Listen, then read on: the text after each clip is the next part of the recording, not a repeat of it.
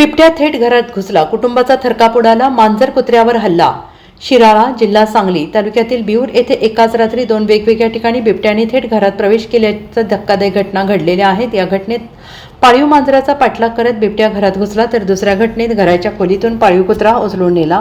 या घटनांमुळे बिऊर आणि परिसरातील नागरिकांमध्ये भीतीचं वातावरण आहे। शिराळा कोकरूड रस्त्यालगत राहणारे किराणा व्यावसायिक सकाराम पाटील हे बुधवारी रात्री 7:30च्या सुमारास दुकान बंद करून घरी परतले। घरात ते एकटेच होते आणि टीव्ही पाहत बसले होते। त्याचवेळी त्यांचे पाळीव मांजर घाबरून घरात शिरले।